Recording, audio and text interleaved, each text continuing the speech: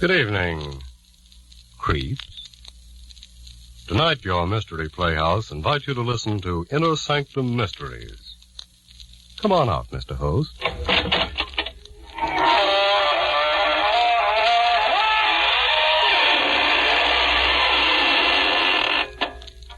Good evening, friends of the Inner Sanctum.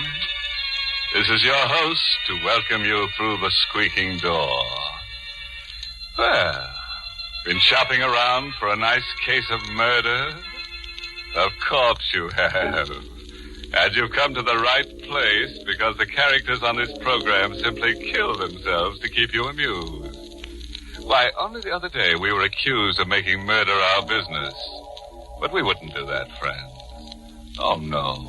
Because that would be mixing business with pleasure. And we consider it a pleasure to give some stiff the business.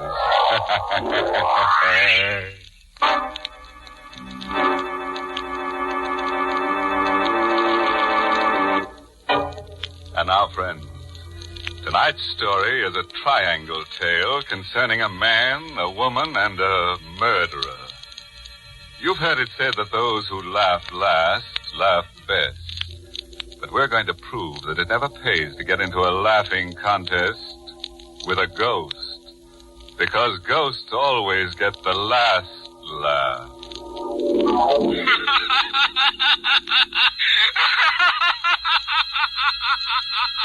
I know he's dead. His body's been in the grave for weeks. Yet, although I tell myself it's impossible, I can hear him laugh. That raucous, mocking sound haunts me. The same laughter I heard for the first time in the courtroom. He had never laughed during all the weeks of the trial. Never even smiled. This day, when he came before me for sentencing. John Spencer, you have been found guilty of murder in the first degree. You wish to make a statement before sentence is imposed? I killed Hicks. I'm willing to admit it now. But he was no good. He got just what he deserved. And everybody knows it. I'm not a killer. I never committed a crime before. And all I ask now is a chance. John Spencer, the jury took all that into consideration when it recommended life imprisonment. However, I have the power to ignore that recommendation. It is my firm conviction that to allow one man to take the law into his own hands is to encourage others to do likewise.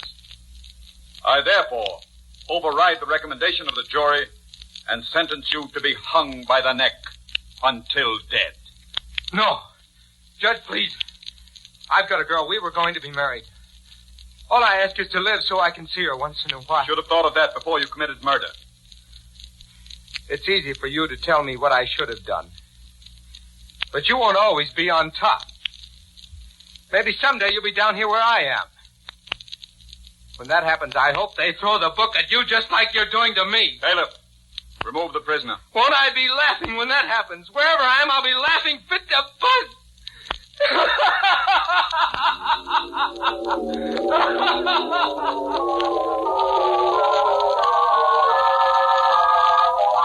Same old story.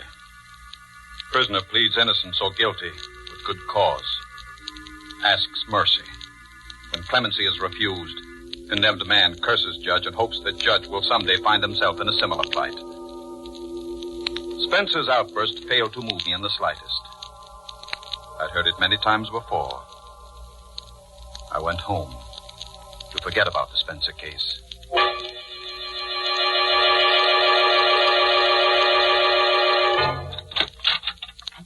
Richard? Is that you, Richard? Yes, dear. I'll come in as soon as I've freshened up. Come right now. I've been waiting here all day. Surely it's not too much to ask to just... All right, Laura, I'm coming. Richard, I want you to meet my new nurse, Margaret Cummings. This is Judge Thornton, Miss Cummings. How do you do? Miss Cummings, haven't we met before? That's hardly likely. It's probably my face. It's so ordinary. On the contrary, Miss Cummings, I should say your face is rather unusual. Richard, suppose you stop that silly chatter about faces and talk to Miss Cummings about her duty. Very well. Come into my study, Miss Cummings. We can talk better there.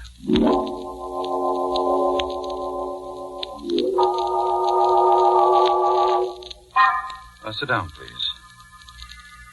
There's not much to say, really. In the first place, my wife's heart condition isn't really dangerous. Yes, I gathered that from Dr. Fletcher. Oh, he told you about my wife, eh? Oh, yes, yes. You're a professional person, nurse, and I believe in frankness. It makes things easier. My wife is 11 years my senior, getting on past middle age. She, is a bit worried. Not that I give her any grounds for it. Jealous. You understand? Perfectly. She's not an easy person to get along with. You'll have to humor her. I'll do my best. And, Miss Cummings. Yes. I was just wondering where it was that I saw you before. Escapes me. You know, Miss Cummings, your face is rather haunting.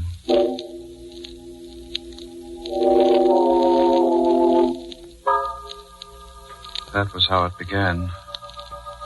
We played a game during those first few weeks. I would ask, Miss Cummings, where was it that I first saw you? Don't you remember yet? No, I don't. Well, I do. And someday, if you're nice, I'll tell you. We would laugh together. Having the girl in the house made me feel young again. But it didn't last. It ended one evening in Laura's room. Richard, Yes, dear. put down that newspaper. I want to talk to you. I'm listening. Don't you think you're going a bit too far, Richard? Too far. What do you mean? I mean Miss Cummings. Oh. I won't stand for it. I won't allow you to disgrace me in my own home with a woman who's little more than a servant. Oh, Laura, for heaven's sake. I may be a bedridden invalid, but there is a limit. You're jumping to ridiculous conclusions, Laura. Ridiculous, am I? I suppose you'll deny you're in love with Miss Cummings, that you've been carrying on with her right under my nose. Certainly I'll deny it. I've got eyes, Richard. I've seen you two whispering together. I've watched how you look at Oh, you're her. talking utter nonsense. There's nothing between me and Miss Cummings. Nothing? Nothing. Absolutely nothing. Well, then, I'll give you a chance to prove what you say. I don't want Miss Cummings here. Dismiss her. You want me to dismiss her? Yes, Richard. I do.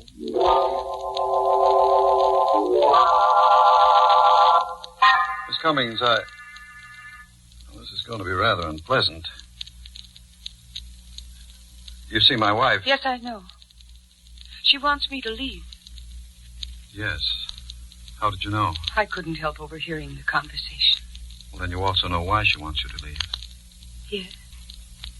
But you warned me when I first came here that she was jealous. It's been very pleasant having you here. Thank you. I'm going to miss you. Miss Cummings, could I have your home address? Of course. Why do you want it? I hope you won't think me presumptuous, but, well, perhaps we might be able to see each other. Would that be wise? No, it wouldn't be wise. But I might as well face it. I couldn't hide it from Laura, and now I can't hide it from myself. I love you, Miss Cummings.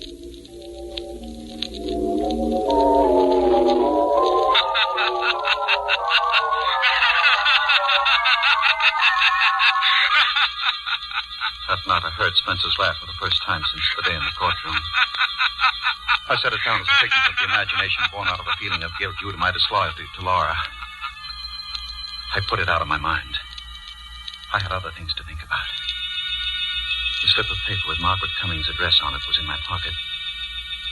A dozen times during the next week I picked the telephone to call her, but something held me back. It was fear, I guess. Fear that if I saw her again, I would be taking a final, irrevocable step. And then I couldn't stand it any longer without seeing her. I dialed her number.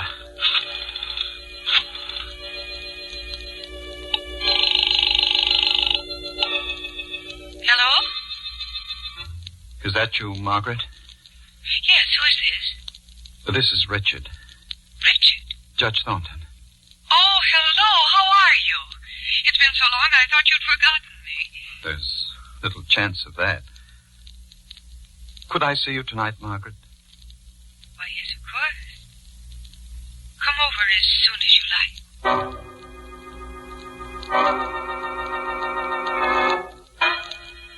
I dressed carefully. Examining myself in the mirror, I saw a tall man, still on the right side of 50. Still trim in figure and distinguished in appearance. When I got to Margaret's apartment, my heart was beating fast, like a boy on his first date. Somehow, I don't know quite how it happened, she was in my arms. I was kissing her. Oh, Richard. My darling. Oh, no, we're being foolish.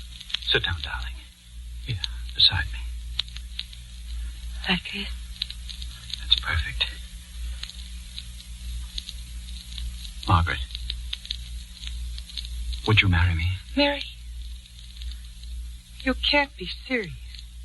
I was never more in earnest in my life. Aren't you forgetting a little detail? No, I'm not forgetting about Laura. She has a weak heart. She may die. And if she does... I wouldn't count on it. Your wife takes very good care of herself. She may live to be 100. But if she should die, would you marry me? I don't know. It's not fair to ask me now. Not while your wife is still alive. Ask me later.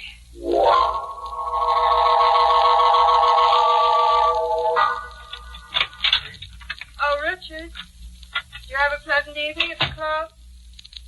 I didn't go to the club, Laura. No. No. I lied to you. I spent the evening with Margaret Cummings. Richard. You were right. I'm in love with her.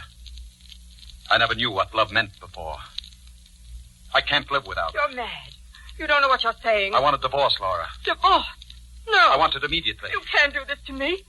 Oh, my heart. What? Now see what you've done. Laura. Oh, the shock. My pills, Richard. Give them to me. Hurry. Hurry, Richard. I knew she was pretending the heart attack, Oh, hoping to play on my sympathy. That was Laura's favorite trick. It always worked before. Not this time. This time I would pretend until I was ready to act. I gave her the pills, watched her take them and sink back in the pillow. Oh. Thank you, Richard. Feel better now? Yes, dear, much better. I don't know what I'd have done without you here. I would have died. Oh, Richard, say you didn't mean what you said before. Don't you see I couldn't go on living without you? You won't have to, Laura. Then you won't leave me for that girl. I'll take care of you. Here, let me make you more comfortable. Pillow needs rearranging. Yes, it does. Richard, what are you doing? I'm fixing the pillow. I don't say. Lie still. Stop twisting around.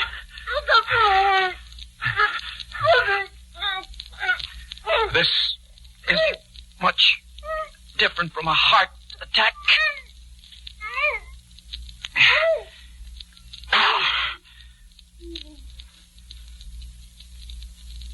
Laura? She's dead.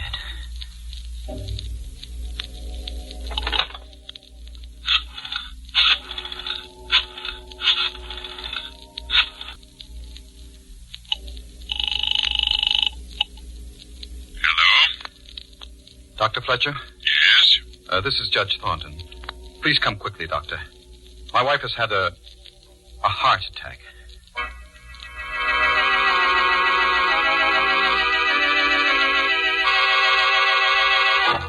Happened during an argument. It was nothing important, Doctor. Just a domestic quarrel. And suddenly she had the attack. I gave her the pills, but by that time it was too late. It's too bad. I'd only known that her condition had become so dangerous. Oh, Judge, you've nothing to reproach yourself for. These things happen. Will you take care of the formalities, Doctor? Oh, yes, of course. The death certificate? I'll list the cause as failure of the heart. There was no need to act the part of the stricken husband after Dr. Fletcher left. I stood looking down at Laura's body. She was dead. And Dr. Fletcher's certificate would clear me of any suspicion of murder. I was free.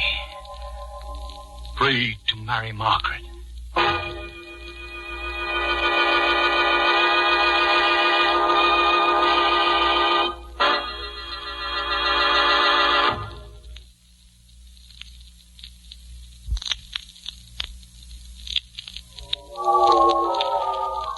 I walked to Margaret's apartment that night. The street was dark. Empty. I had the uncomfortable feeling that I was being watched. Followed. Then I heard footsteps behind me. I hurried my pace. The man behind me did likewise. Frightened as I was, I decided to stop and confront the follower. He came toward me. His face and figure shadowy in the dark. What do you want? Why are you following me? You ought to know, Judge Thornton. Who are you? Come closer so I can... Spencer. John Spencer. It can't be. You're dead. Dead, am I? Well, you ought to know, Judge.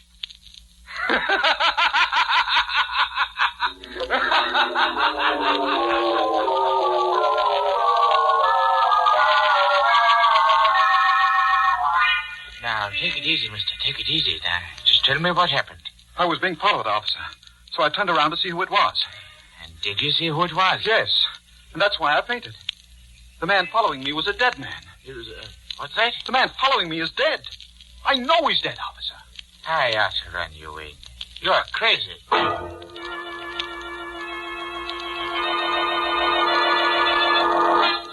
I had intended to tell Margaret that Laura was dead. I meant to ask her to marry me. But the encounter on the street drove those thoughts out of my mind. Arriving at her apartment, I went directly to the window and looked out. And there, across the street, leaning against the wall, I saw John Spencer. Richard, I'm insulted. What?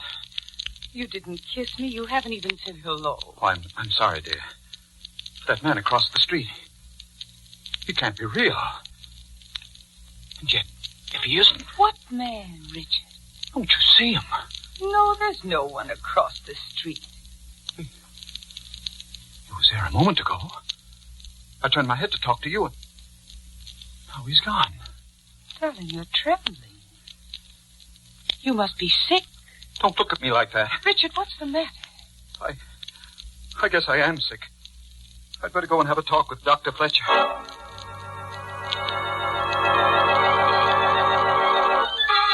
Yes, I remember the Spencer case very well, Judge Thornton. You could have spared Spencer's life, but didn't. And now you imagine that he follows you? Yes. But the man is dead. Then it was his ghost that followed me. His ghost I spoke to. His ghost that laughs. There are no ghosts, Judge Thornton. With one exception. The ghosts we carry about inside us. What do you mean? Well, these things you hear and see, these are hallucinations brought on by feelings of guilt. Spencer's been dead for weeks. So the question is, why should you experience guilt feelings at this late date? I don't know. Well, psychiatry has an explanation. Quite often in such cases, one refuses to face the guilt object and transfers his guilt feelings to some other person. What are you driving at? I'm suggesting that your guilt feelings are not caused by the Spencer incident. And I'm going to ask you a blunt question. Did you murder your wife? Why, of all the Now, idiotic... just a moment, Judge. Just a moment. I've been rather uneasy about the circumstances of Mrs. Thornton's death. But you yourself diagnosed it as a heart attack. I accepted what you told me that night. A superficial examination of the body did indicate such a conclusion, yes, but your wife's cardiac condition was mild. Now, your guilt feelings lead me to suspect... This murder talk is ridiculous. Were there any signs of struggle, any marks of violence? Of course not. Mrs. Thornton might have been suffocated. Oh, nonsense. Perhaps. At any rate, I intend to recommend to the coroner that an autopsy be performed. An autopsy? Yes, it would determine whether or not death was due to suffocation. You should have no objection if I am mistaken. You meddling fool. Judge Thornton, put down that paper. You were so clever. Stay away from me. No! I've gone too far now to stop at another.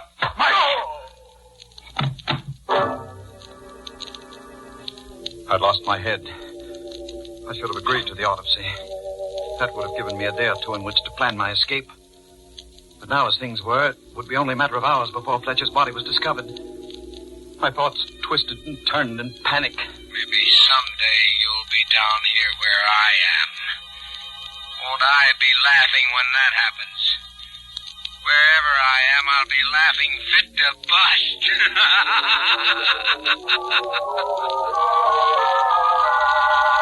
I ran like a frightened child. I needed help, and there was no one to turn to. Margaret. She loved me. She'd help me. I went to Margaret and told her what had happened. You killed your wife. For you. So we could be married. And then Dr. Fletcher. I had to kill her, Margaret. He was going to recommend an autopsy. Why did you come here? We've got to run away. We still have an hour or two. If we could charter a plane to Canada or Mexico. What makes you think I'd run away with you? I thought you loved me. Don't be stupid. I'm going to turn you over to the police. Margaret, you can't mean... Can't I? Just watch me. Margaret, listen before you pick up that phone. Even if you don't love me, even if you won't go away with me, give me a chance. Have mercy. You make me laugh. Judge Thornton, who never gave anybody else a break, pleading for mercy. Well, turn around and ask the man behind you for mercy. Behind? That's right. Spencer. John Spencer. Take another look, Judge. No. No, you're not John Spencer. There's a resemblance, but you're not John Spencer. I'm his brother. You're the man that was following me. That's right. I was tricked. Led on by Margaret to kill my wife, and forced by you to betray myself to Dr. Fletcher. But why? Why, Margaret? Why did you do this? For revenge. Revenge? Yes. The first day I came to your house, you thought my face was familiar. Well, now I'll tell you where it was that you first saw me. It was in the courtroom at John Spencer's trial. Courtroom? Yes.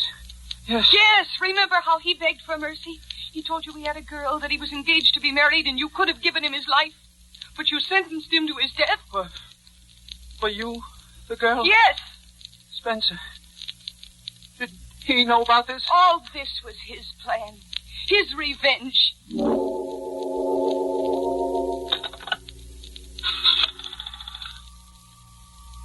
Hello, operator. Give me police headquarters. I want to report a murder. Yes, that's right, a murder. Tell them it's very important to get here as soon as they can. I'm waiting now for the police to come. For the trial. For the sentence, which I know will be death. As I wait, my thoughts go back to the courtroom. You won't always be on top. Maybe someday you'll be down here where I am. And when that happens, I'll be laughing.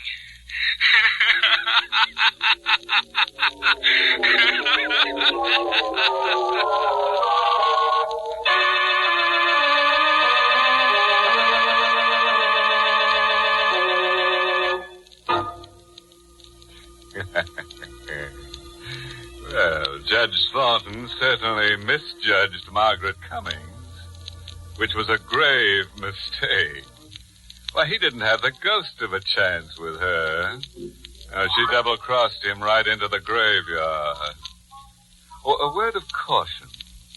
If you must commit a murder, be sure to select the proper weapon. I suggest a sharp-edged axe, because it provides you with a handy alibi.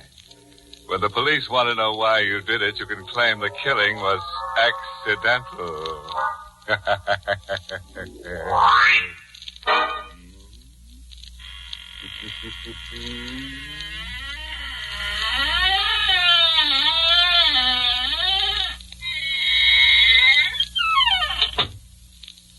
Well, good night, and thank you, Poison Puss, for your Inner Sanctum story, tonight's performance in the Mystery Playhouse. Until next time, creep. Good night. Sleep tight.